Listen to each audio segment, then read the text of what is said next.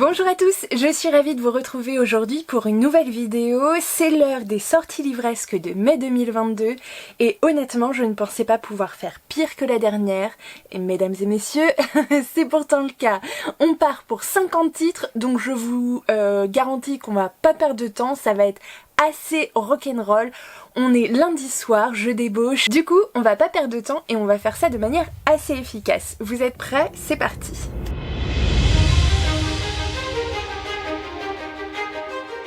On part tout de suite pour les grands formats avec une première sortie le 4 mai. Honnêtement, le 4 et le 5 mai, je sais pas ce qu'ils ont eu, mais ils ont tout donné, hein. Franchement, tous les titres, c'est à peu près là. Donc c'est un primo-roman qui sort dans la catégorie plutôt ado, aventure épique, etc.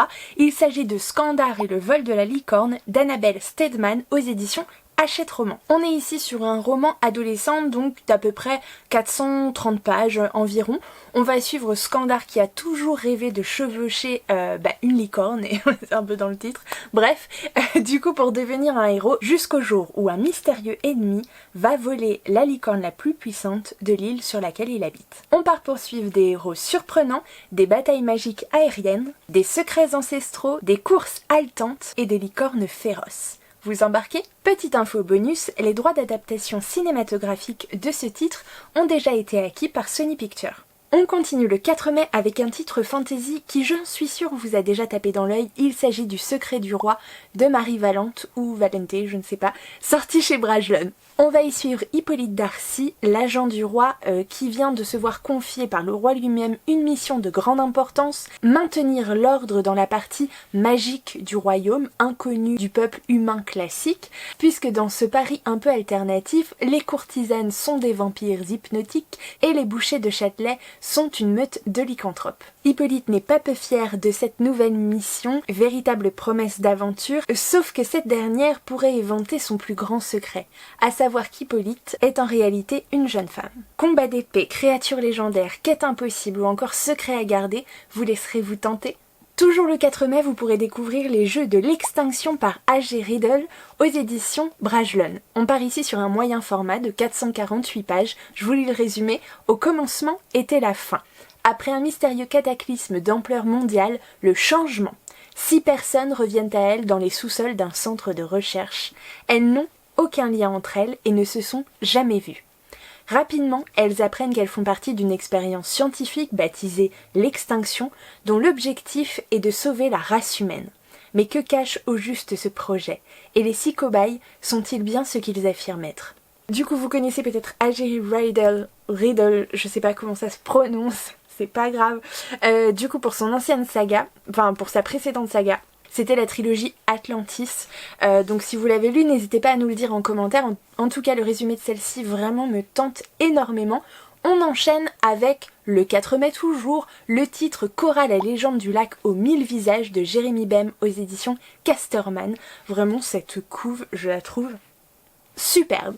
Donc c'est un titre qui, en tout cas, s'adresse aux 9-11 ans, a priori.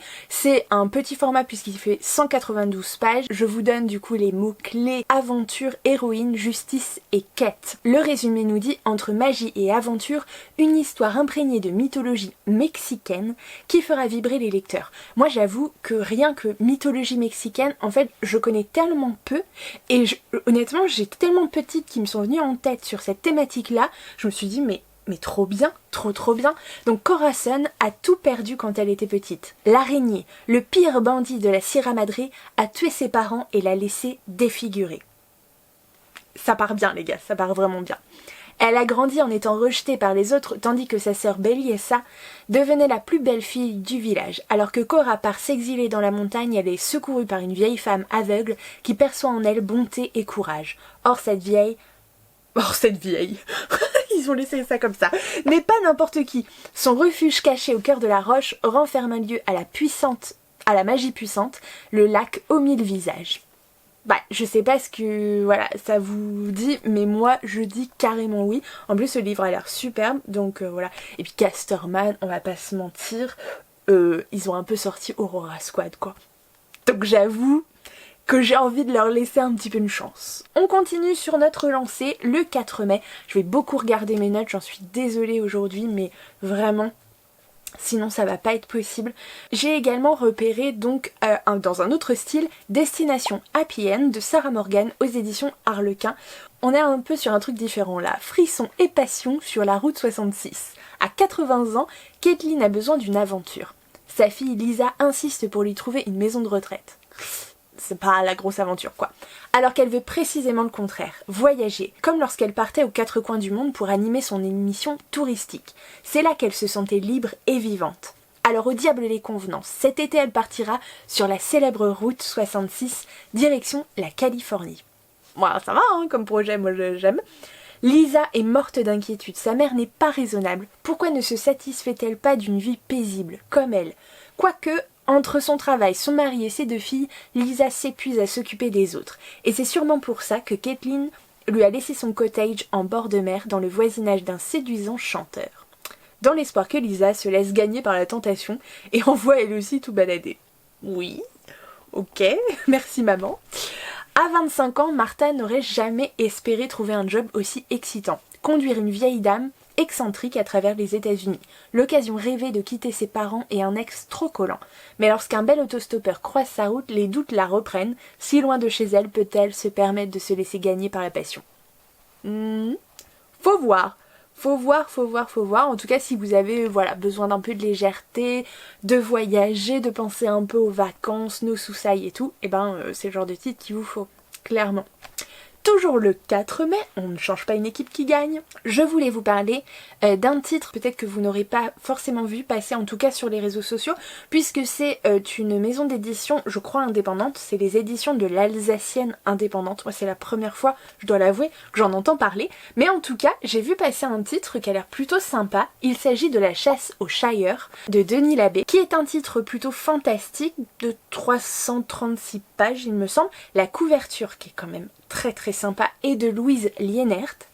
Et donc je vous dis le résumé. Après l'obscur passeur, Denis Labbé vous embarque désormais dans une aventure complètement déjantée en compagnie d'un chat du Cheshire.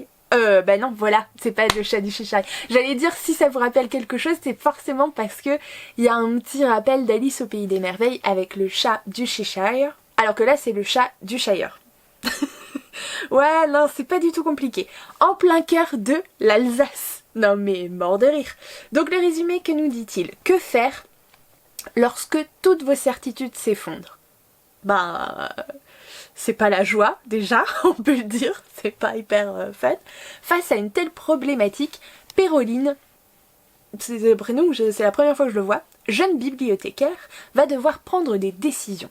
Habitante de Révilla, une villa alsacienne sous cloche depuis des siècles, elle est chargée par les étranges autorités locales de retrouver un livre capable de menacer l'équilibre du monde.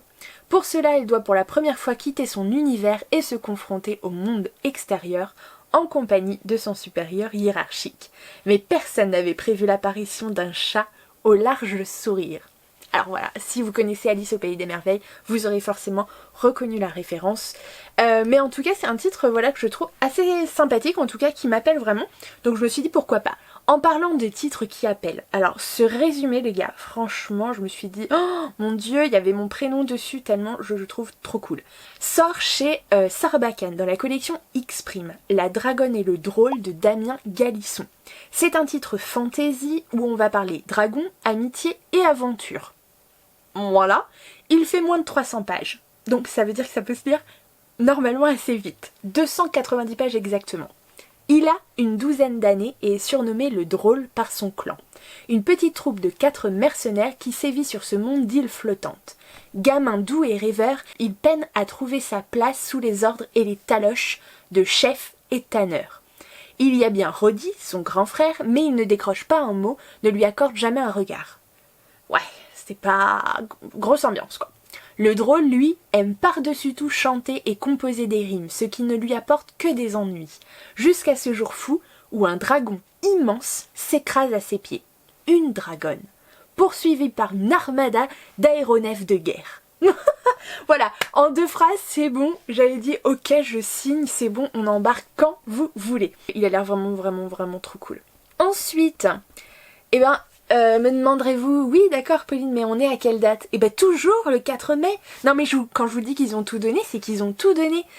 Sort, ou est sorti, en fonction de quand vous verrez cette vidéo, le 4 mai, donc chez Albin Michel, le titre Mile 81 de Stephen King, encore un titre de Stephen King qui est sorti, donc voilà, chez Albin Michel, pour la jeunesse. Moi je suis pas convaincue, je les ai pas tous lus, hein, mais j'avoue que j'aurais jamais pensé proposer un titre de Stephen King en version jeunesse, mais a priori il en existe. Donc celui-ci est conseillé à partir de 13 ans. Je vous lis le résumé, la voiture était garée à peu de distance de la rampe d'accès, sous le ciel nuageux d'avril. Les barils qu'elle avait renversés s'étaient immobilisés. La portière restait grande ouverte, comme une invitation. Pete Simmons, 10 ans, décide de partir explorer l'aire de repos désaffecté du Mile 81 quand son frère chargé de le surveiller part jouer avec des copains. Sur place, rien de bien intéressant pour un garçon de son âge, à l'exception de quelques vieux magazines et de cette étrange voiture garée là. Bon. Voilà, bon bah c'est du Stephen King. Mon Dieu, j'ai peur pour le gosse, évidemment que j'ai peur pour le gosse, mais voilà, si vous voulez savoir ce qui va lui arriver, eh bien il faut lire Mile 81 et me raconter potentiellement si je dois le lire après ou pas. Oui, parce que c'est donnant-donnant ici, évidemment. Hein. Voilà, moi je vous dis tous les titres qui me tentent et que je pense qui pourraient vous tenter. Après, voilà, hein, je peux pas tout acheter, je peux pas non plus tout lire, donc voilà. Alors, on continue, et cette fois on change de jour. Le lendemain, le 5 mai, eh bien il y a le titre qu'on attend depuis longtemps, parce qu'on le voit passer, on voit passer la couverture en tout cas depuis un sacré moment sur les réseaux. Il s'agit du premier tome d'Hadès et Perséphone, donc intitulé A Touch of Darkness. Vous remarquerez l'accent de fou, de Scarlett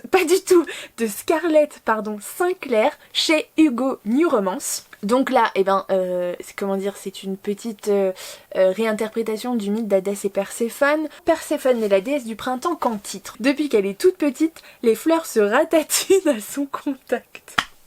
Putain, c'est horrible, franchement, ça me... Ouais, non mais... Quoique potentiellement, alors elle se ratatine pas à mon contact, mais elle survit pas très longtemps, ça je dois l'avouer. Après s'être installée à New Athens, elle espérait mener une vie discrète dans la peau d'une journaliste mortelle. Tout change lorsqu'elle s'assied dans une boîte de nuit clandestine pour jouer une partie de cartes, je fais ça tous les jours, hein, moi... bref, peu importe, avec un étranger hypnotique et mystérieux. On ne sait pas du tout qui ça va être. Hadès, le dieu des morts, je vous le donne en mille, a bâti un empire du jeu dans le monde des mortels et ses paris favoris sont réputés impossibles. Mais rien ne l'a jamais intrigué, autant que la déesse qui lui offre une aubaine à laquelle il ne peut résister, je suppose. Après sa rencontre avec Hadès, Perséphone se retrouve liée à par un contrat avec le dieu des morts et ses conditions sont impossibles. Perséphone doit créer la vie dans le monde souterrain, ou perdre sa liberté à jamais. Le pari ne se limite cependant pas à exposer l'échec de Perséphone en tant que déesse, alors qu'elle s'efforce de semer les graines de sa liberté, son amour pour le dieu des ténèbres grandit, un amour à la fois envoûtant et interdit.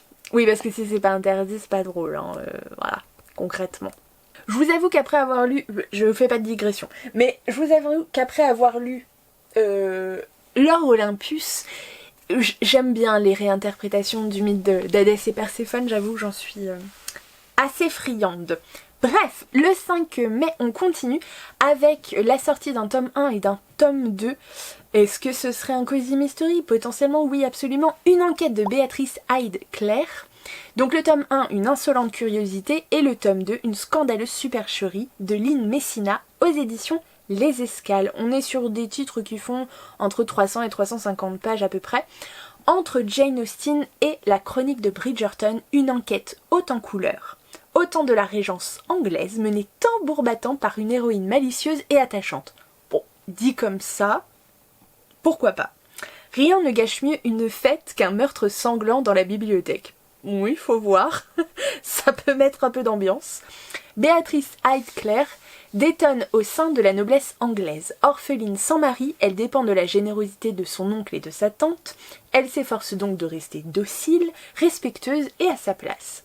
Mais quand Béa trébuche sur le corps sans vie du pauvre monsieur Otley dans la bibliothèque de la demeure des Skeffington, j'ai du mal à voir, elle oublie aussitôt de se comporter en véritable lady et se lance en quête de la vérité, quitte à manquer de respect aux autres invités et au divin duc de Casegrave. Pourquoi pas après tout? Oulala, si vous êtes passé à côté de ce titre, moi je sais plus quoi faire pour vous parce qu'on l'a vu partout. Le 5 mai sortait également aux éditions de L'Homme sans nom, donc HSN, Le Chant des géants de David Brie, j'espère que c'est Brie qu'on prononce. Il fait à peu près 328 pages, il est en hardback, je l'ai vu en librairie. Alors je voulais le résumer là encore, entrez, asseyez-vous, n'ayez pas peur, il reste de la place là au fond près de la cheminée. Oui, c'est bien, très bien. Commandez des bières, des pommes braisées, ce que vous voudrez, mais faites vite.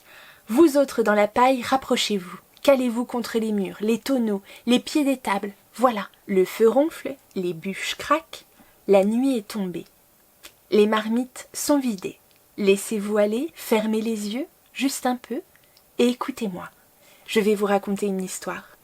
Celle de notre île d'Ouestan, où dorment 3 géants, Bale, aux rêves de mort et de musique. L'Eborcham, mère du brouillard, des collines et des plaines, et enfin le puissant Fraek, aux songes de gloire et de bataille. Je vais vous parler de guerre, d'amour et de trahison, de cris, de sang et de larmes. Je vais vous parler de grands espoirs, de ce qui est vain, de ce qui meurt. Alors fermez les yeux, laissez-vous aller. Voilà, mon histoire commence sur la lande, en bord de mer, dans le château de l'étrange roi Lothar. Non mais franchement, ce début, alors j'allais dire le résumé, c'est pas vraiment un résumé, je suppose que c'est le début du roman, enfin je suppose en tout cas, mais vraiment de l'écriture, j'adore en fait ces histoires contées un peu comme ça, oh là là, je sais pas vous mais moi ça m'embarque direct, j'ai très envie, j'ai pas encore lu cet auteur mais j'en ai entendu tellement de bien, notamment avec son précédent titre, qui faisait partie des sélectionnés pour le PLIB, je crois que c'était le PLIB 2021, qu'on avait vu du coup au Festival des Imaginales. Bref, enfin voilà, vraiment il a l'air trop bien, et alors cette écriture moi j'adore, ça m'embarque direct. On continue le 5 mai toujours avec Love Suprême de Fred Dupuis, sorti aux éditions Syros. Donc là on est sur un roman ado plutôt. À quelques jours du bac de français, Eric ne parle plus que anglais. Un jeune homme à la recherche de ses origines. Un matin sous la douche, non mais c'est le truc de fou quoi. Vous savez que ce rêve je l'ai déjà fait, c'est très perturbant, alors j'imagine même pas en vrai. Eric s'aperçoit donc un matin sous la douche qu'il parle couramment anglais avec un accent impeccable. J'en rêve. Le rêve absolu, toutes les chansons qu'il aime lui tombent directement dans l'oreille, contrepartie problématique, il ne sait plus un mot de sa langue maternelle. Ouais, là, réapprendre le français, honnêtement, moyen. L'oral du bac de français a lieu dans 4 jours. Eric en a des sueurs froides, tu m'étonnes. Son seul horizon, le séjour en Angleterre, qu'il a prévu cet été, il ne sait pas qu'un secret l'attend là-bas, et peut-être bien plus que ça. Voilà. Moi je suis partie, je me suis arrêtée sur le truc, un jour le gars se réveille et il parle anglais genre couramment. Bon, la petite contrepartie c'est de plus parler français, mais bon après tout, il se fera comprendre à peu près partout dans le monde, donc faut voir. En tout cas je trouvais l'idée assez sympathique. Toujours le même jour, oui on ne change pas une équipe qui gagne. Un titre aussi qu'on a vu énormément passer sur les réseaux sociaux, il s'agit de One Last Stop de Casey McQuiston aux éditions Lumen. Le dernier arrêt, non, c'est là que tout commence. À 23 ans, Auguste s'installe à New York pour échapper à sa mère avec qui elle entretient une relation compliquée.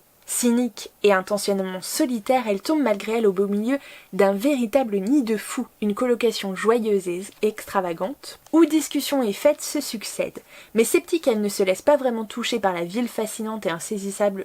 Par la ville fascinante et insaisissable qu'elle découvre peu à peu. Si ce n'était pas déjà assez déroutant, voilà que par un matin de galère sur le chemin de la fac, elle fait la rencontre d'une certaine Jane, qui n'hésite pas à la sortir d'un mauvais pas. Auguste en reste abasourdi. Qui est cette fille belle à tomber qu'elle croise et recroise sans cesse sur sa ligne de métro new-yorkais? En tout cas, la jeune inconnue au blouson de cuir à la fois mystérieuse et solaire n'est pas ce qu'elle prétend, car là, sur le mur du légendaire diner, où Auguste joue les serveuses pour se faire un peu d'argent, le visage de Jane illumine une photo prise dans les années 1970. Comment expliquer ce prodige? Après le succès phénomène de My Dear Fucking Prince, découvrez le nouveau roman né de l'imagination de Casey McQuiston. L'impossible devient possible dans cette histoire belle et émouvante, pleine de cœur et de dialogues étincelants où se niche une énigme qui fait écho au mystère même de la ville de New York. Bref, vous l'aurez compris, on est sur un roman donc contemporain, potentiellement il y a une petite romance lesbienne à l'intérieur, donc écoutez, voilà, pourquoi pas. Ensuite, oulala, oui, alors ce titre-là, j'allais dire s'il y en avait un à retenir, mais non, pas du tout, ils sont tous à retenir, mais vraiment celui-ci, j'espère qu'il est bon. Je vous dis pourquoi. Vraiment j'espère qu'il est bon parce que j'en ai entendu tellement de bons échos que vraiment j'espère qu'il est chouette. Il s'agit d'Amande, celui qui ne pleurait pas de Wong Pyong-son, qui sort aux éditions PKJ le 5 mai toujours. C'est un best-seller en Corée, il a été recommandé. Alors tout le monde l'a repris parce qu'il a dit que il avait bien aimé, donc forcément. Par Namjoon ou RM, le leader du groupe BTS. Non, je l'ai pas fait exprès mais c'est tombé comme ça. Si vous avez vu mon dernier vlog que je vous mets juste ici, eh bien vous comprendrez. Mais voilà, il a été recommandé par lui aussi et il a gagné des prix, enfin bref. Je vous dis un peu ce que ça raconte, oui. Alors on va suivre Yoon-jae, donc 15 ans, qui n'arrive pas à ressentir les émotions. Voilà, ça arrive. Son amygdale cérébrale, là en l'occurrence ce qu'on appelle amande, donc son amande, ne fonctionne pas bien. Donc c'est physiologique. Alors, pour se fondre dans la masse, il doit retenir les codes de la société, comme les tables de multiplication, imiter les autres quand ils rient, dire bonjour, s'il te plaît, merci quand il faut, paraître normal en somme. Quand une tragédie bouleverse sa vie, il se retrouve seul face à l'adversité. Contre toute attente, Gon, un garçon de son âge, rebelle, colérique et violent, s'intéresse à lui. Sympa. Entre eux naîtra une amitié improbable qui permettra à Yoon-jae d'expérimenter ses premières émotions, mais devenir plus humain et s'ouvrir aux autres à un prix. Ha, voilà. Bon bref, le postulat de départ de ce garçon du coup qui physiquement ne peut pas ressentir du coup les émotions, c'est assez particulier et donc il y a de fortes chances que le traitement de cette thématique-là soit particulièrement intéressante et potentiellement émouvante. On continue donc le 5 mai. J'avance sur ma liste. Il y a un autre titre qu'on a pas mal vu passer qui sort chez PKJ. Cette fois, il s'agit d'un pont entre nous de Bill Königsberg. Donc, on se retrouve avec deux ados qui sont sur un pont par hasard, en même temps, avec le même projet. Vous l'aurez deviné, sauter. Ouf, déjà, ok, on nous prend comme ça, là, à chaud. À partir de là, 4 destins sont possibles, mais un seul mène au happy end. Leurs destins, s'ils sont liés, ne sont pourtant pas scellés. Ils peuvent encore emprunter différents chemins. Aaron saute, mais pas Tilly. Tilly saute, Aaron non. Ils sautent tous les deux, ou ni l'un ni l'autre. 4 scénarios à découvrir, ainsi que leurs conséquences tour à tour poignantes, terribles, saisissantes et lumineuses. Une chose est certaine, personne ne sortira indemne de cette lecture. Là, on est encore sur une thématique... dur quoi, enfin c'est assez fort quand même. Après voilà, je trouve que le principe en fait des 4 scénarios potentiels est assez intéressant. J'espère que voilà c'est bien fait aussi, que c'est pas juste pour rien, mais voilà, je trouve qu'en tout cas ce résumé, ce postulat de départ est quand même hyper prometteur. On enchaîne du coup le 5 mai toujours avec le tome 1. Est-ce qu'on est encore sur un Cozy Mystery? Potentiellement oui. Il s'agit du tome 1 de la saga Miss Sharp Détective, donc intitulé Meurtre à Sunset Hall de Léonie Swan aux éditions Nil. On est ici sur un roman de 496 pages quand les seniors mènent l'enquête. Une nouvelle série de Cozy Mystery, je l'avais dit, avec des détectives retraités. Ils aiment bien, il y en a de plus en plus qui sortent avec des personnes un peu plus âgées, et je trouve que c'est quand même vachement cool aussi d'avoir des personnages différents, vraiment de tout sexe, de tout âge, de toute nationalité, bord, etc. Enfin voilà, ça fait du bien un peu d'en avoir pour tout le monde, qu'il y ait de la représentation, mais voilà, pas représentation forcément sexuelle, mais vraiment toute représentation, ça fait du bien. Donc voilà, des deux détectives retraités aussi charmants que loufoques, on adore. Donc Agnès Sharp avait déjà bien assez de soucis avec sa hanche, le remonte-escalier et ses entreprenants colocataires. Elle n'avait pas besoin de ce cadavre dans la grange, ni de cet autre cadavre dans le jardin de ses voisins. Ça fait beaucoup de cadeaux quand même. Mais il faut se rendre à l'évidence, on ne peut pas se fier à l'air idyllique de la campagne anglaise. Un perfide meurtrier a les vieilles dames dans le collimateur. Sympa. S'entraîner, Agnès et ses petits camarades se lancent à la poursuite de l'assassin, une enquête qui les mènera non seulement sur le sol glissant de la salle paroissiale, mais aussi dans une douteuse maison de retraite, et enfin dans les profondeurs de leur propre passé, car eux aussi ont leurs petits secrets. Ah, j'aime vraiment bien ça. Pour le prochain titre, alors là, changement radical de décor, même de genre, je vous en présente tellement peu souvent les gars, mais celui-ci, vraiment, il m'a tapé dans l'œil. C'est le titre donc qui sort toujours le 5 mai. On ne naît pas mec, petit traité féministe sur les masculinités de Désil Le Tourneur, donc aux éditions Zone. Donc c'est un essai ici. Pourquoi parler encore des mecs quand tout se passe comme si les humains étaient hommes par défaut et femmes par exception? Il semble qu'on en parle déjà que trop. À y regarder de plus près, cependant, on parle beaucoup d'hommes mais plus rarement des hommes. On parle d'individus en particulier, bien peu de la classe des hommes dans son ensemble. On parle des grands hommes, moins tous ceux qui envoient des photos de leur pénis sur internet. On parle plus des ministres que des violeurs, sauf quand il s'agit du même type. Alors, ça vous donne un peu le ton. Vraiment, j'adore. Alors, si nous retournons le regard féministe vers les hommes, que voyons-nous? Soudain, on comprend comment les hommes sont construits et les histoires qu'on se raconte sur la nature masculine se révèlent mensongères. On voit que l'amour des hommes pour les femmes n'est pas un cadeau. On voit qu'en un sens, les hommes préfèrent de toute façon les hommes, ce qui ne les empêche pas d'être homophobes. Je suis une femme blanche, trans et lesbienne, et mon point de vue n'est pas moins neutre qu'un autre. Je vais recourir à des statistiques, des théories, des histoires, des dessins et des punchlines pour vous faire poser un nouveau regard sur vos pères, vos frères, vos compagnons, vos ex et peut-être sur vous-même. Voilà,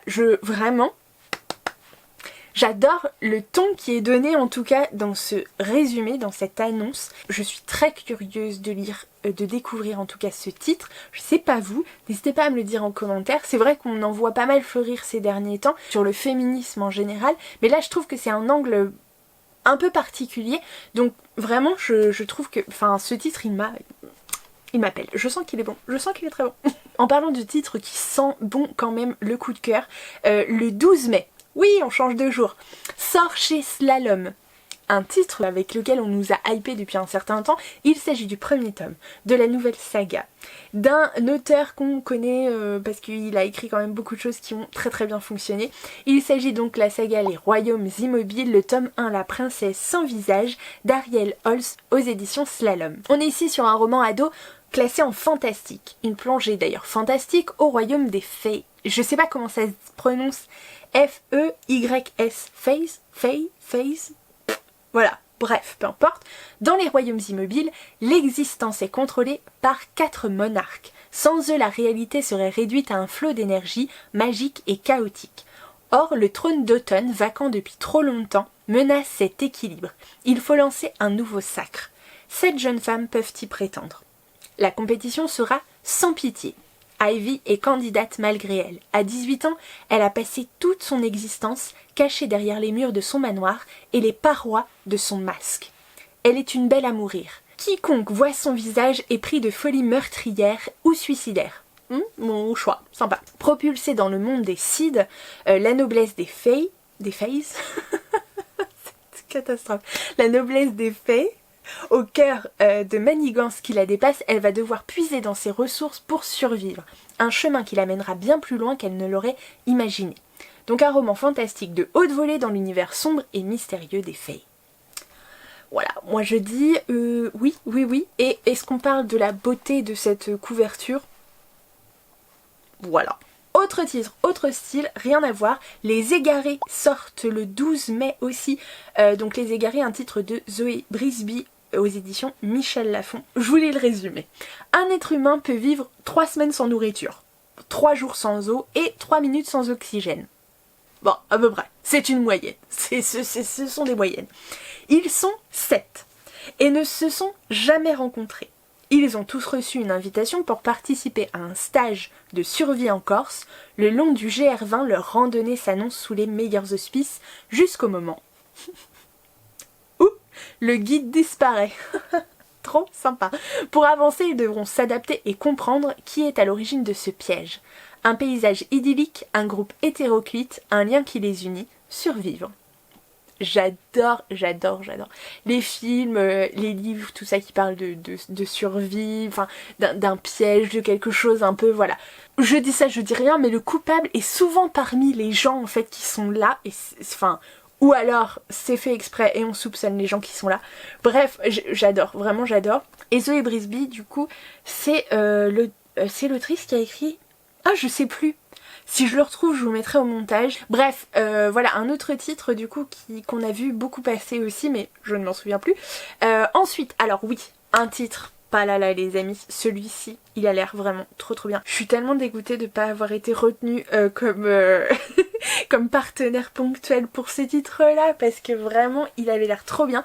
Il s'agit du tome 1 du Crépuscule des Urnes, donc intitulé Le Dernier Fragment, d'Arnaud Druel aux éditions Gulfstream. On est ici sur un diptyque les amis, qui a l'air, mais qui a l'air tellement bien. Il sort le 12 mai, je sais pas si je vous l'ai dit. Alors, je voulais le résumer. Pays de Galles, septembre 1866. Entre préjugés et légendes anciennes, l'arrivée d'un groupe de tziganes dans leur village suscite la méfiance des habitants d'Aberhai. Je sais pas trop comment ça se prononce. Pourtant, Jane, une orpheline de 14 ans, ne partage pas leurs craintes et sympathise avec Asko, un adolescent à l'aura captivante. En pleine nuit, la cartomancienne du clan leur révèle que des ombres menacent de s'abattre sur le monde des humains, le plongeant ainsi dans le chaos. La clé pour déjouer cette terrible prédiction semble être le frère de Jane disparu 10 ans plus tôt. Commence alors une dangereuse quête à travers les landes embrumées du pays gallois, mais les mystérieuses urmes rivalisent de puissance et déchaînent leur pouvoir afin que s'accomplisse ce qui était écrit. Ça a l'air trop bien, ça a l'air trop bien. Le livre est magnifique. Et puis Arnaud Druel, c'est aussi l'auteur du livre sur Pan. Ah là là, qui était sorti chez Gulfstream aussi. Je suis désolée, je m'en souviens plus, mais je vous mettrai la couverture ici. Oh, mais j'en ai entendu des échos, les gars, mais tellement bon que j'étais dégoûtée de pas le découvrir non plus, mais bon. Ça arrive, ça laisse comme ça un peu de suspense. Donc voilà, peut-être que j'irai dès que je pourrai. Mais voilà, c'est un titre évidemment que je vais noter dans ma wishlist parce qu'il a l'air tellement bien. D'ailleurs, le titre suivant, c'est la même. Alors, c'est un titre du coup fantasy, mais... je pense qu'il s'adresse un peu plus âgé en tout cas. On est ici peut-être sur du young adulte, voire de l'adulte. Je sais pas trop en quelle catégorie c'est classé. En tout cas, je vous parle d'un titre qui va sortir le 18 mai. Il s'agit de Celle qui devint le soleil de Shelley Parker Chan aux éditions Brajlon. Alors si vous n'avez pas vu ce titre, bah écoutez, je ne sais pas quoi vous dire. L'autrice va faire partie des auteurs invités par le festival Les Imaginales, les gars. Donc comment vous dire, on est sur un titre fantasy, je sais pas si je vous l'ai dit. Celle qui devint le soleil réinvente l'ascension vers le pouvoir du premier empereur de la dynastie Ming. Zhu, l'impossible survivante, est prête à tout pour acquérir le mandat du ciel. Je refuse de n'être rien. Voilà, ça vous donne un petit peu le ton. Est-ce que je voulais le résumer? Peut-être pour vous en dire un peu plus. Dans un village rongé par la famine, au cœur d'une plaine poussiéreuse, 2 enfants reçoivent chacun une destinée. Voilà. Non, je rigole, je vous en donne encore un peu. Le garçon est promis à la grandeur, la fille au néant. Ouais, quand tu reçois une destinée pareille, c'est vrai que bon, bof, qu'est-ce que ça veut dire? En 1345, la Chine est soumise à la cruelle domination mongole. Pour les paysans faméliques des plaines du milieu, la grandeur n'existe que dans les contes. Quand la famille Zhu apprend que Chongba, leur 8e fils, est promis un fabuleux destin, tous peinent à imaginer comment s'accomplira ce miracle. En revanche, nul ne s'étonne que la 2e fille des Zhu, fine et débrouillarde, soit promise au néant. Mais lorsqu'une attaque de hors-la-loi les laisse orphelins, c'est le fils qui se laisse mourir de chagrin. Prête à tout pour échapper à sa fin annoncée, la jeune fille endosse l'identité de son frère afin de devenir novice dans un monastère. Là, poussée par un impérieux désir de survivre, Zhu apprend qu'elle est capable de tout, même du pire, pour déjouer sa destinée. Lorsque son sanctuaire est détruit pour avoir soutenu la rébellion contre les Mongols, Zhu saisit cette chance de s'emparer d'un tout autre avenir, la grandeur abandonnée par son frère. De son frère. La grandeur abandonnée de son frère, pardon. Voilà. Ça a l'air tellement bien. Ça a l'air tellement bien. Moi je dis ça, je dis rien, hein. Si vous arrivez à résister, bah écoutez, tant mieux. Moi j'avoue que j'ai du mal. Là du coup on part pour un autre titre qui sort le 20 mai. Il s'agit d'un tome 1, alors je crois que c'est une duologie. Voilà, bon, on s'engage pas pour un truc trop long, mais bon voilà. Il s'agit de Clones de la Nation. Dont le premier tome s'appelle Marie numéro 3 de Maïwenn Alix, donc qui sort chez Naos. Et alors là, le résumé les gars. Ouais, ça va être compliqué, hein. Ça va être très compliqué. 2045, en même temps c'est dans pas si longtemps que ça, donc ça fout un peu les boules. Le monde suffoque sous la chaleur. C'est pas comme si aujourd'hui j'étais morte de... Alors qu'il fait que 25 degrés, moi je dis c'est pas gagné hein, pour moi. C'est vrai, c'est clairement pas gagné. Profitez pendant que je suis là. Hein. Les intelligences artificielles donc contrôlent votre taux d'alcoolémie avant de vous servir dans les bars et les clones font partie de programmes nationaux pour recréer des personnages historiques célèbres. Jusque là, ça va. Après la fuite de 3 clones historiques du programme britannique, oui, Marie apprend brutalement qu'elle est un clone de Marie Curie. Ok, déjà vous apprenez ça aujourd'hui là, en fait vous êtes un clone. What? Son père est accusé de clonage illégal et emprisonné. Ça fait plaisir, afin de l'innocenter, Marie s'enfuit à l'aide de son double. Poursuivie sans relâche par les services secrets britanniques, elle découvre la terrible réalité de l'élevage des clones en Grande-Bretagne. Ok. Un dilemme va alors se poser à Marie, accepter de rejoindre leur rang en échange de la libération de son père, ou se dresser contre ce système d'exploitation, quitte à sacrifier sa famille. Voilà. Ces histoires de clones, de soulèvement des machines et tout, ça me fout les flips d'une force, mais qu'est-ce que j'adore ça. Bref. On repart sur un autre style et alors vraiment ce titre il a l'air tellement bien. La couverture est magnifique, on va parler KPP donc voilà c'est plutôt sympathique. Donc c'est un titre qui sort le 20 mai, je sais pas si je vous l'ai dit. Il s'agit du Privilège de l'épée d'Hélène Kushner aux éditions Actu SF. Et là en fait avec le Privilège de l'épée qui est quand même pris l'ocus du meilleur roman de fantasy. Je vous le place là. Juste pour info. Donc l'autrice en fait nous offre un récit indépendant qui nous replonge dans l'univers de À la pointe de l'épée. Donc potentiellement une précédente saga. En tout cas, je vous lis le résumé. Derrière ces salles de bal et ces boudoirs, Bordeaux, alors Bordeaux en 2 mots. J'adore, en 3 même. Dissimule ces luttes de pouvoir entre manigances politiques et duels de rapières. Catherine se retrouve plongée dans cet univers quand elle arrive de sa campagne chez son oncle, le duc fou de Trémontaine. Auprès de lui, elle va comprendre que les règles sont faites pour être brisées. Catherine délaisse alors la voie du mariage qu'on voulait la voir suivre pour lui préférer celle de l'épée et de ses privilèges. Oui. Un roman de KPDP avec une héroïne. Moi je dis carrément oui madame, oui monsieur. Je veux. Et alors, le dernier titre de ces grands formats, on est à 24 titres les gars. Je vais mourir. Faut que j'aille boire. Bref, il s'agit d'un titre jeunesse, J'ai enlevé Mamie de Jérôme Ponsin et Yann Dehadès au dessin, aux éditions Alice. Donc c'est un titre jeunesse qui fait 144 pages. On va suivre la grand-mère de Lou qui vit depuis plusieurs années dans une maison de retraite. Ah, on retrouve la thématique quand même, hein. Voilà, les papiers mamies qui n'ont pas du tout envie d'être en maison de retraite. Alors après, grand Dieu, il y en a des très bien, mais c'est pas toujours le cas. Donc ça se comprend. Malgré ses visites ponctuelles, Lou ne la connaît pas si bien que ça. Tout ce dont elle est sûre, c'est que sa grand-mère a quelques problèmes de mémoire. Malgré tout, quand celle-ci se met à évoquer un départ de la maison de retraite, Lou décide de la prendre au mot et la fait évader. Je l'adore.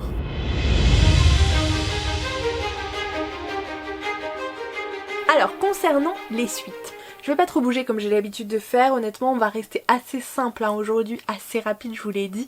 On va partir pour les suites de saga, donc plutôt grand format, avec évidemment la sortie le 3 mai, je ne pouvais pas ne pas vous en parler puisque je suis actuellement en train de découvrir ce titre. J'ai attendu ma copine Laetitia qu'elle ait également son exemplaire et ça y est, on a enfin commencé cette lecture commune de ce tome 2 de cette saga que j'attends depuis des mois et des mois, tellement j'ai cru mourir en lisant le premier tome. Il s'agit du tome 2 d'Alunia de Tiff's, sorti aux éditions Plume Blanche. Alors, pas de résumé, mais voilà cette beauté, lisez-le, le premier tome est incroyable. J'ai adoré, le livre est somptueux, l'objet livre est absolument somptueux. Tiff est aussi illustratrice évidemment. Et elle a vraiment tout donné pour son bouquin, il est magnifique. Donc je vous le conseille à 100 000%. Le 4 mai sort également le tome 2 du plus doux des poisons, donc c'est le plus cruel des pardons, de Nathalie Mahé aux éditions Big Bang. Je sais pas, moi j'ai pas lu le premier tome, n'hésitez pas à nous dire en commentaire si vous l'avez lu et si vous l'avez aimé bien évidemment. Le 4 mai c'est également la sortie du tome 6, j'aurais jamais pensé qu'il y en aurait autant des tomes, mais de Kiki la petite sorcière, intitulé Le grand départ d'Eco Cadono aux éditions Inis. C'est vraiment de très jolies éditions qui proposent les éditions Inis, enfin de très beaux livres. Et je me dis que je finirai par acquérir donc la série sur Kiki la petite sorcière, mais vraiment je pensais pas qu'il y en avait autant quoi. Ensuite le 5 mai, et bien c'est le tome 2 de Pax. Donc Pax vous savez c'était cette couverture avec le renard là et qui a l'air magnifique, mais je crois que c'est triste hein. Il me semble qu'on n'est pas sur un roman du haut de la joie. Bref, donc le tome 2 s'intitule Le chemin du retour de Sarah Pennypacker, donc avec des illustrations de John Classen aux éditions Gallimard Jeunesse. Ensuite et ben c'est le 6 mai les gars, c'est le tome 2 de Pourquoi ils nous mettent des mots comme ça imprononçables de Remnant Chronicles, donc le tome 2 The Art of Betrayal de Marie Persson, sorti donc chez La Martinière Jeunesse. Voilà, du coup ce petit tome 2, je crois que c'est la saga principale qui vient en fait, qui est à lire avant la duologie Dance of Thieves, enfin bon bref, il me semble que c'est ça, hein. Là peut-être que je m'avance parce que j'ai pas les résumés donc, mais il me semble que c'est ça. Et donc ils avaient sorti Dance of Thieves et le deuxième tome, en fait avant de sortir la saga principale. Allez comprendre. Bref, vous pouvez lire la saga, enfin la duologie Dance of Thieves, mais du coup si vous lisez The Remnant Chronicles après, ça va vous spoiler, donc voilà, du coup là le tome 2 sort de Marie Persson donc aux éditions La Martinière Jeunesse. Ensuite le 11 mai, et bien c'est le tome 2 d'un sort si noir et éternel, donc il s'intitule cette fois Un cœur si loyal et solitaire de Brigitte Kemmerer aux éditions Rajo. On enchaîne 31 titres. Il en reste encore un petit paquet. Donc chez PKJ, mais alors je vous ai pas mis la date, donc sympa, j'essaierai de vous la mettre là. Il s'agit donc d'un tome 2, et là je sais que ça va faire des heureux. Aristote et Dante découvrent les secrets de l'univers. Donc ça c'était le premier tome, et là sort Aristote et Dante plongent dans les eaux du monde de Benjamin Alire Sainz aux éditions PKJ. J'ai pas découvert le premier tome, mais il est dans ma wishlist. Et pour finir, le 25 mai sort chez la collection R Vampiria le livre 3 La cour des ouragans de Victor Dixon. Oui, le premier tome est toujours dans ma pile à lire. Non, je ne l'ai toujours pas repris après avoir lu quelques dizaines de pages. Je l'ai mis en stop et pour l'instant il reste là où il est, mais sait-on jamais, j'y retournerai peut-être. Je vous propose qu'on passe désormais aux poches.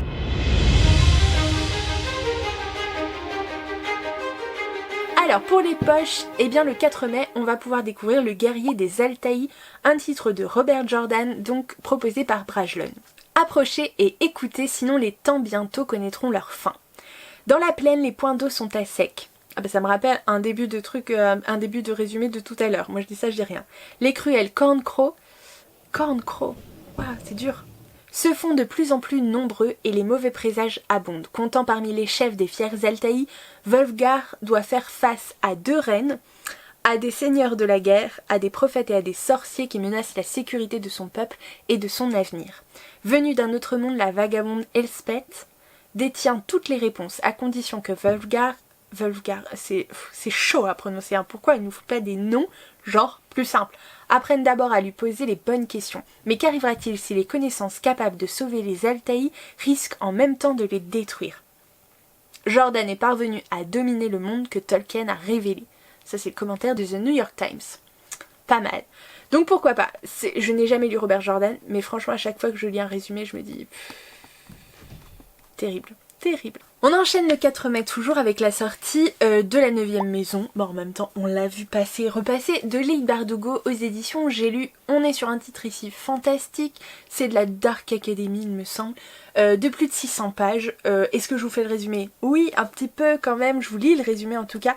Alors qu'elle se remet de ses blessures à la suite d'un massacre inexpliqué, Alex Stern se voit proposer d'intégrer l'université Yale. Tous les jours, ça m'arrive. Au sein de la maison, l'été. Cette société secrète a pour mission de contrôler l'usage de la magie au sein des 8 autres maisons que compte la prestigieuse institution. La jeune femme doit cette position enviable, quoique dangereuse, à un talent très particulier. Elle est capable de voir les fantômes. Ok.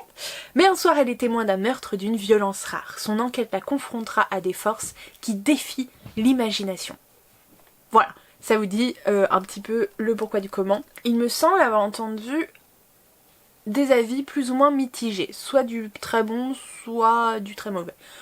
Voilà, donc il est dans ma bibliothèque, évidemment, c'est un de Saxus, mais je l'ai pas encore lu, donc peut-être un jour, peut-être, je ne sais pas, mais en tout cas il sort en poche. Donc si vous avez envie de vous laisser tenter, c'est le moment. Et ma caméra va couper, évidemment. Donc Dévisagé sort le 5 mai également. C'est un titre d'Erin Stewart qui sort chez Pulp Fiction, donc le format poche chez Gallimard. C'est un premier roman coup de poing sur une jeune survivante. Ava a tout perdu dans l'incendie qui a ravagé sa maison, ses parents, sa meilleure amie, même son visage. Elle n'a pas besoin d'un miroir pour savoir à quoi elle ressemble. La violence du regard des autres suffit. De retour au lycée, Ava ne pensait pas tenir plus d'une semaine, mais elle rencontre Piper et Assad qui partagent sa force de caractère et son humour. J'ai rencontré Marius, un garçon qui a été gravement brûlé et a subi des centaines d'opérations pour reconstruire son visage et ses mains. Il a toujours été persuadé qu'il était tellement plus que ses cicatrices, tellement plus que sa tragédie. Dès que je l'ai connu, j'ai su que j'écrirais une histoire sur quelqu'un qui survit à ses brûlures. Ça, c'est Erin Stewart qui l'a écrit. Moi je sais pas, mais j'ai des frissons de partout. Ce titre a vraiment retourné plusieurs lecteurs. Il paraît qu'il est très très très très bon. Donc vraiment c'est un titre que je surveille depuis sa sortie en grand format. Ensuite, le 11 mai, eh bien c'est un tome 2, c'est un tome 1 pardon et un tome 2. Oui, d'un Cozy Mystery, mesdames et messieurs, évidemment. C'est les enquêtes de Julie, et là, je crois qu'on dit Cocorico parce qu'il me semble que c'est une série française. Donc le tome 1 s'intitule Le Macaron Meurtrier, le tome 2, Le Karma Carnassier, d'Anna T. Drew, chez HarperCollins Noir. Donc, oui, c'est ça, c'est une série française et inédite de Cozy Mystery. Julie a tout quitté pour revenir à Belledoc, son village natal en plein cœur de la Provence. Sa pâtisserie, sans gluten s'il vous plaît, a ouvert il y a peu. Entremets, génoises et cannelés affichent leur plus beau sourire pour appâter gourmets et touristes. Hélas, des grumeaux font leur apparition quand l'un des participants à l'atelier macaron s'écroule raide mort. Sur le plancher du labo, si la gendarmerie conclut rapidement un banal infarctus, le mal est fait, la réputation de Julie est ruinée. Or, pour une raison qui lui appartient, la jeune femme est convaincue que Maurice Sauve a été empoisonné bien avant de mettre les pieds dans sa boutique. Et puisqu'elle n'a rien à perdre, Julie décide de mener l'enquête. Pour l'aider, une équipe championne de l'amateurisme, une grand-mère excentrique, une sœur grincheuse, un sous-chef geek et un chien plus proche de Rantanplan que de Rintintin. Le meurtre, si c'en est bien un, a été exécuté avec la plus stricte précision. La pâtissière saura-t-elle résoudre ce crime parfait? Bon. On est encore sur un titre qui peut être très sympathique. Après, je vous avoue que les gens qui s'improvisent, enfin voilà, pâtissière, etc., etc., et qui s'improvisent complètement détective, amateur, oui, pourquoi pas, oui, mais la police en général, ça marche pas tout à fait comme ça. Mais bon, peu importe, c'est quelque chose d'assez sympathique.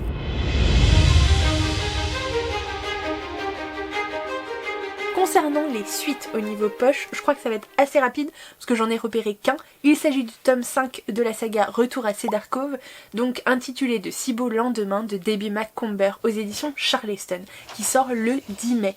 Alors j'ai lu que le premier, j'avoue, mais c'était sympathique. Alors pourquoi pas si vous voulez un truc un peu cocooning et tout, franchement c'est assez sympa.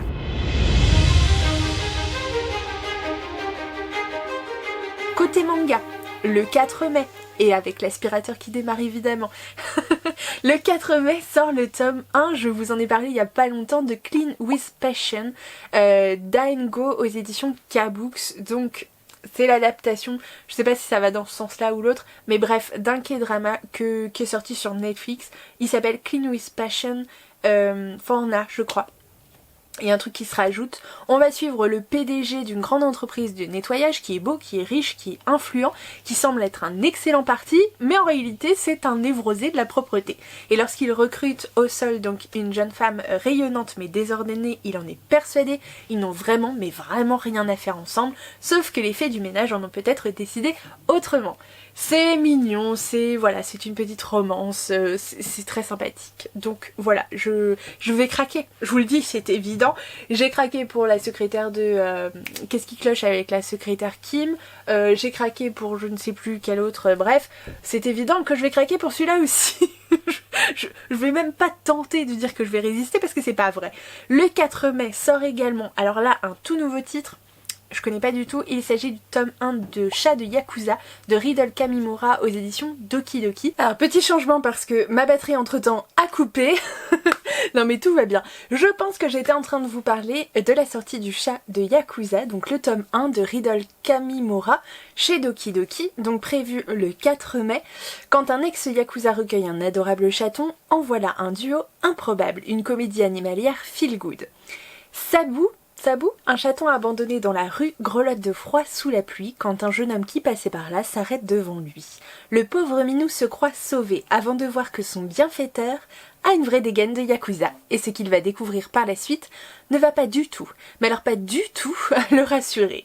Que va-t-il advenir de cette petite boule de poil désormais aux mains de la pègre? Un chaton tout mignon et un ex-Yakuza, en voilà un duo improbable. C'est un petit manga qui a l'air trop mignon, donc j'avoue qu'il me tente bien. Le 12 mai sort également le tome 1 d'un nouveau titre, il s'agit du Petit Monde de Mashida de Yuji Endo aux éditions Akata. Ici, oubliez tous vos soucis et laissez la gentillesse de Mashida opérer. Grâce à son héros pas si ordinaire, ce manga pourrait bien devenir le meilleur remède à la morosité. Au premier coup d'œil, Hajime Mashida est un adolescent tout à fait quelconque. Avec son air sérieux et impassible, il s'avère en réalité plutôt maladroit.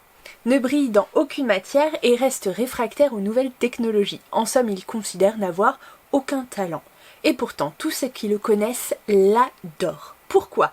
Parce que Mashida est en réalité doté d'un don rare et précieux, celui de prendre naturellement soin des autres. Profondément attentionné, le jeune homme fait du bien autour de lui, sans même s'en rendre compte. À travers de petits gestes tout simples, il éclaire le quotidien de sa mère, de ses frères et sœurs, de ses camarades, et c'est bien ça, le plus important.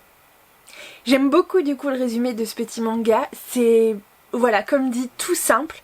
Je pense pas qu'on ait de l'action à tort et à travers, mais parfois ça fait du bien aussi de se recentrer sur l'important, sur la base, sur ce qu'on peut faire, sur ce sur quoi on peut agir en fait au quotidien. Et je trouve que c'est hyper sympa, donc vraiment j'ai hâte.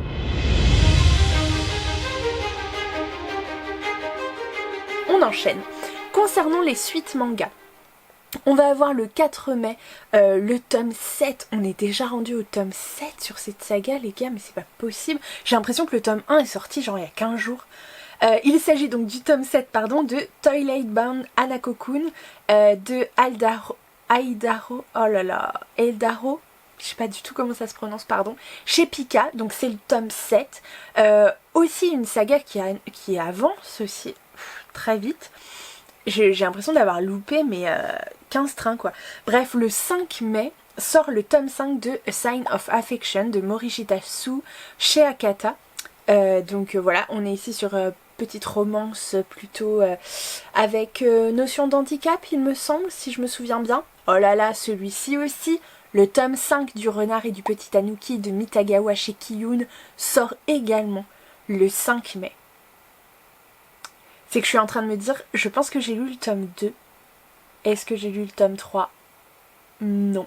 Est-ce que j'ai le tome 4? Non, je crois pas non plus. Oh, c'est une catastrophe. Mais vraiment, faut que je me réveille. C'est comme la saga, c'est comme le manga, pardon. Tout de suite après, le 25 mai, est attendu enfin le tome 8 de Spy Family de Tatsuya Endo, sorti chez Kurokawa. J'ai lu les 2 premiers tomes de ce manga et j'adore, tellement j'adore.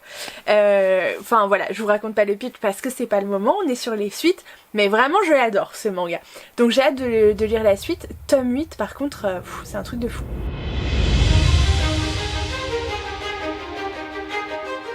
Concernant les BD, des petites pépites là. Alors celle-ci, franchement, le sujet est pas simple, mais ça a l'air tellement beau, tellement bien. Le 4 mai est attendu chez Sarbacane le titre Ursa de Manukos au scénario et Adrienne Barman, je sais pas, au dessin. Donc c'est un album qui fait 112 pages, on est sur du jeunesse, mais alors les thématiques les gars, on est sur drame, violence, maternité et justice. Je vous lis le résumé pour vous mettre dans l'ambiance. Prends garde au loup ma fille. Cette fois Jeanne voulait y croire, que tout irait bien, qu'elle pourrait recommencer sa vie à zéro dans cette toute petite cabane au milieu des montagnes dont elle avait hérité, qu'elle pourrait hiberner comme une ours, loin de la violence des hommes, que rentrer dans ce bar lui changerait les idées, que ce type, souriant, qui lui avait proposé un verre juste après y avoir glissé un cachet, lui voudrait du bien. Ce soir-là, Jeanne a baissé sa garde. Elle n'a pas vu le danger, ni la gueule du loup derrière le sourire. De cette nuit, il n'y a rien dont elle puisse ou veuille se souvenir. Mais au creux de son ventre, l'homme lui a laissé quelque chose qui grandit et l'empêche d'oublier ce qu'il lui a fait. À mesure qu'elle s'arrondit, Jeanne s'interroge. Doit-elle s'en débarrasser ou bien accueillir ce cadeau maudit? Voilà. Dur. Franchement, sujet, pour moi, ultra dur. Mais vraiment, ce titre a l'air somptueux. Donc c'est une vraie question. Je sais pas vous, est-ce que vous y allez ou est-ce que vous y allez pas? Voilà. C'est pas parce que ce sont des sujets difficiles que il faut s'empêcher d'y aller. Parfois c'est bien aussi, c'est important, c'est urgent de se confronter à certaines situations pour en prendre la mesure. Parfois c'est trop dur. Donc voilà. En fonction. Au moins sachez à quoi vous en tenir un petit peu. Du coup le résumé en dit quand même suffisamment pour savoir un petit peu où on va mettre les pieds. Et en même temps je pense qu'il y a d'autres choses, une part de douceur, une certaine forme de douceur, de poésie. Donc voilà, vraiment ce titre, il a l'air très très beau. Il a l'air très très beau. Je sais pas, peut-être que je me trompe, mais je crois pas trop. Le 11 mai. Alors, 2 salles, 2 ambiances. Amour croisé de Laura Nsafou et Camélia Blando. Donc qui sort chez Marabout. On est ici sur une BD qui fait 192 pages. Une romance moderne qui explore le thème du polyamour. Ah bah voilà. Et enfin, j'ai envie de vous dire, parce que c'est quelque chose qu'on voit tellement peu, que bah ça fait un peu du bien. Donc Yari rencontre Hyde qui lui convient en tout point, mais ils n'ont pas la même conception de la relation amoureuse et sont éprouvés tant par leurs envies que par leurs limites. Leur relation met en lumière leurs différends et pose les questions de l'exclusivité et de la jalousie. Une romance moderne qui explore de multiples façons d'aimer aujourd'hui. Voilà. Pourquoi pas? Moi je dis vraiment pourquoi pas, Amour croisé. Et Laura Nsafou, il me semble que c'est une autrice dont j'ai parlé il y a pas longtemps pour un autre titre, mais alors je m'en souviens pas. Peut-être si je vous le trouve, je vous le remettrai là.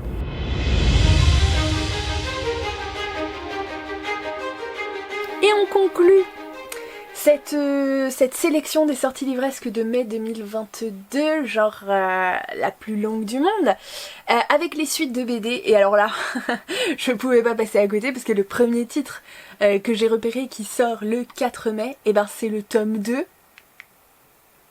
de Spirit. Eh oui, Spirit que j'ai là, c'est donc le tome 2 de cette BD sublissime, donc de Mara, Margot Mara, donc qui est sortie chez Dracu. Donc c'est une tétralogie, je crois que c'est ça, c'est comme ça qu'on l'appelle. Tétralogie, c'est quand il y en a 4. Oh, j'espère pas dire de bêtises. Bref, il y a 4 tomes en tout cas d'attendus dans cette BD. Le premier tome était somptueux, j'ai adoré. Bon, je vais pas vous faire le résumé parce que c'est pas le moment, mais le tome 2 qui s'intitule Obsession est attendu donc pour le 4 mai. Je vous avoue qu'il est déjà en commande chez mon petit libraire indépendant. J'espère qu'il va arriver assez rapidement parce que vraiment je l'attends depuis tellement longtemps. Il est somptueux, on l'a attendu, on l'a voulu, et bien on l'a. Le 6 mai, eh bien c'est le tour du tome 3 des Omniscients, intitulé Le berceau de Dugommier et Castellani, sorti chez le Lombard. Donc on est déjà au tome 3, je n'ai lu que le tome 1 de cette BD que j'avais bien aimé, franchement, ces enfants avec des pouvoirs et tout, c'était trop cool. Pas de résumé, le 10 mai, c'est le tome 8 de Space Boy. Oh, j'ai toujours pas lu le tome 1 qui est dans ma pile à lire et je suis sûre que je vais adorer, je sais pas pourquoi je le sens que je vais adorer ce titre. Et on est déjà au tome 8, c'est une catastrophe. Donc c'est un titre de Stephen McCranie, je l'ai pas précisé, sorti chez Achilleos. Ensuite, et peut-être pour finir, oui pour finir, une sortie et pas n'importe quelle sortie les gars pour finir, le 13 mai, retenez bien, est attendu le dernier tome, je pense que c'est le dernier tome, c'est le 5e et dernier tome de la saga U4, donc intitulé Chronos. C'est je crois le tome qui clôture un peu ces 4 qui étaient à lire de façon plus ou moins indépendante dans n'importe quel ordre, et tout ça pour arriver en fait à cet ultime tome, je crois que c'est pas dire de bêtises, sorti chez Dupuis. J'ai l'un des tomes dans ma pile à lire, peut-être je vous l'ai pas encore dit, mais j'ai l'un des tomes dans ma pile à lire et que je n'ai toujours pas lu. C'est vraiment, c'est n'importe quoi. Bref, ça sort le 13 mai et ça clôture normalement donc cette fameuse saga U4. Je suis très intriguée par cet ensemble de BD. Vraiment, j'ai très envie de la découvrir et je ne sais pas ce que j'attends. D'avoir un peu de temps. Probablement.